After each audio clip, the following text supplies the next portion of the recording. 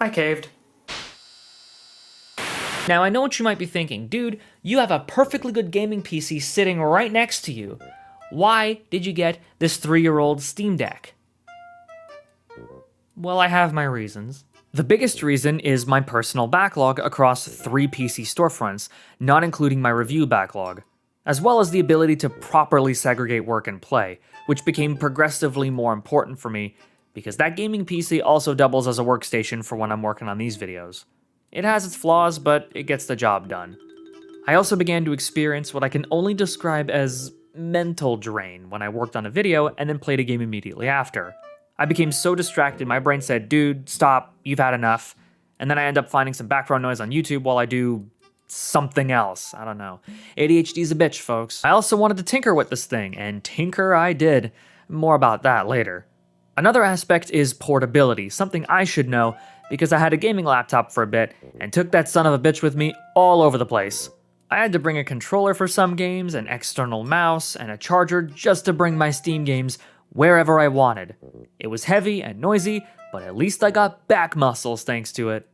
Well, either that, or I'm getting older and my back's starting to kill me. That's kinda hard to tell. The Nintendo Switch was a step in the right direction, but it wasn't very comfortable in portable mode in my opinion.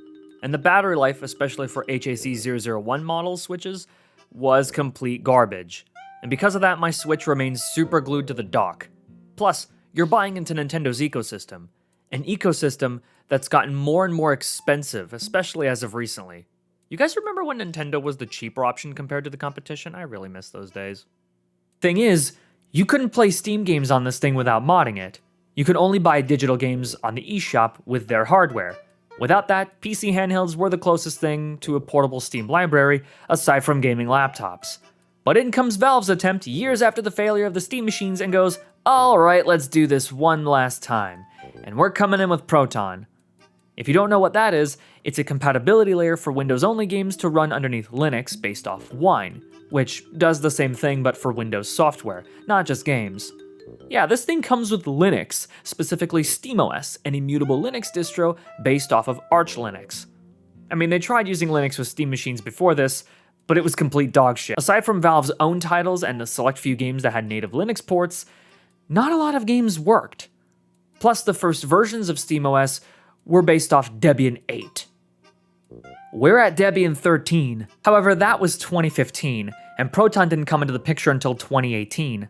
Can you tell this video was written before the revival of the Steam machines?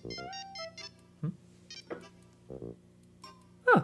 I've just been informed they revived the Steam controller too. And it looks like a very depressed DualShock. If you were to ask me though, Linux gaming is quite good.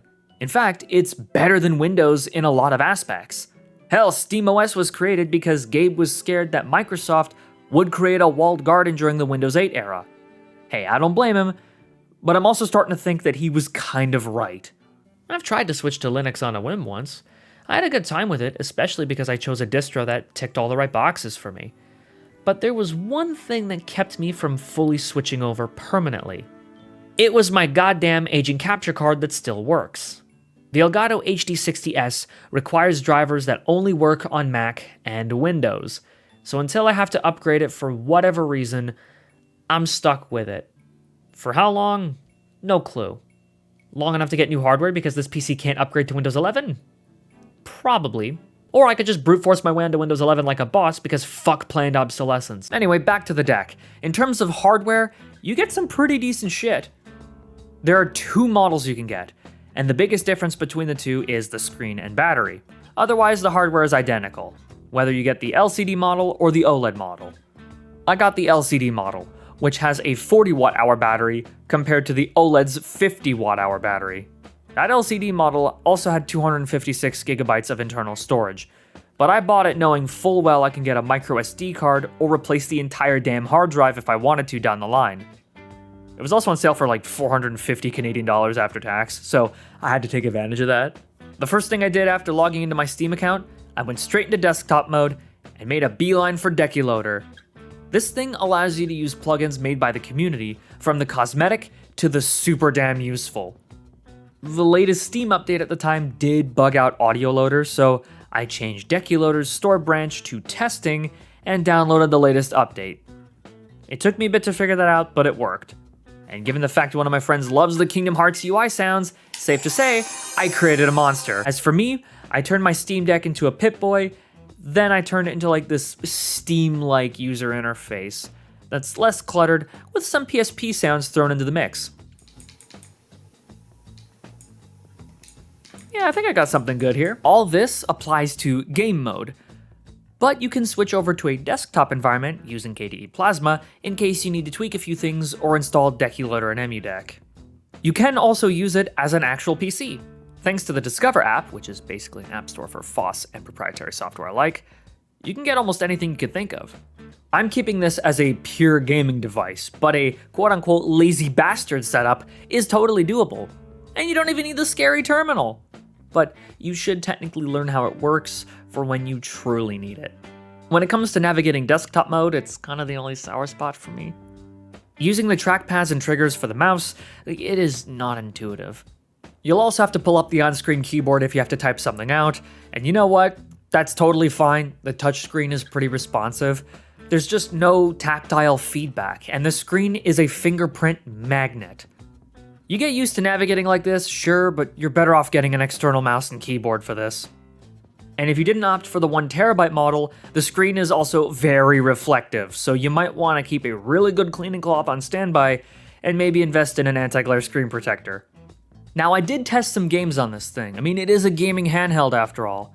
I primarily tested games that were labeled as playable on deck, or those with native, platinum, or gold ratings on ProtonDB. Amazing website for knowing what games work on Linux through Proton, by the way. On that side, it felt identical to playing on Windows, which is what you want for a handheld like this.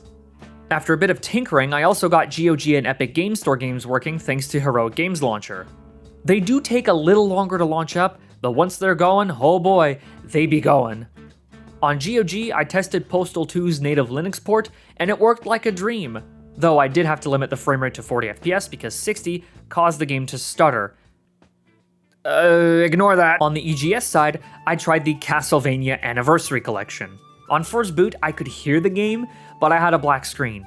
But after restart, it worked without missing a beat. Too bad I suck at classic Castlevania. I did try other games that had a rating lower than gold, and some worked just fine while others just didn't work at all with no in-betweens. It's on a case-by-case basis. The biggest elephant in the room, though, is kernel-level anti-cheat, which has been notoriously fickle underneath Linux. Some games are either problematic or just won't launch, period. Hell, Battlefield 6 not only requires the anti-cheat, but also TPM 2.0 and secure boot. Why? Beats the fuck out of me.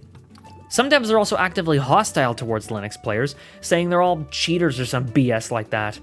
Hence why GTA Online and Apex Legends dropped support for Linux, even though they ran just fine on the deck. I mean, at least you can play GTA 5 single player, but with Apex Legends, you can't even play the damn thing because it's online only. The only few games I can think of off the top of my head that work fine underneath Linux is Helldivers 2, Elden Ring, and Marvel Rivals. There's probably other games I'm missing, so leave those in the comments below and I might look into them. If you play less demanding AAA or indie games, new or old, you should be fine. If you're more of a AAA gamer that couldn't give a rat's ass about the indie scene, it's on a game-by-game basis. If you have a ton of poorly optimized Unreal Engine 5 titles, you're kinda screwed. Unless you're Sonic Racing Crossworld for some reason. They really made that game sing. And you know what? I bet you new games coming out using Unreal Engine 5 and its marquee features will still be poorly optimized no matter what they do. Halo Campaign Evolved! I'm very sorry about that cough. That was really bad. I also heard it's an emulation monster, but I haven't gotten around to it yet. So if you're into emulation like I am, it'll be paradise. All in all, this is a really good device, and in my opinion, best $400 I ever spent. Sure, it might not be cutting edge anymore, but it's still quite the backlog killer. Hell, I started and finished Cuphead's Delicious Last Course on the Steam Deck. I've also started Ori and the Blind Forest, Postal 2, Akine, and so many more. Plus, you can make your own Linux-based gaming machine with more powerful parts right now. All you need is a bootable USB drive and a Linux distro of your choice. Yeah, you technically don't need SteamOS Official or a Steam Deck, unless you want something portable. That could change thanks to Valve announcing the new Steam machines, but only time will tell. But in the meantime, if you want to give a second lease on life to a Windows 10 PC that is either unable or unwilling to upgrade to Windows 11, just install Linux on it. Look, I know, not everyone is capable of making the switch, I get it. But if I ever make the full-time switch to Linux, I'll probably make a video detailing my experience with it and maybe showcase some cool software that you can only find on Linux. I know of a couple Flatpak apps I've experimented with. For now though, I'm stuck on Windows, and as long as I'm on that OS, I will bend it over my table and... yeah, we're back. Thank you very much. Okay, so it turns out my language in the script got a little too, colorful, so, I was forced to remove that. But the point still stands. I'm not trapped with Microsoft. Microsoft is trapped with me.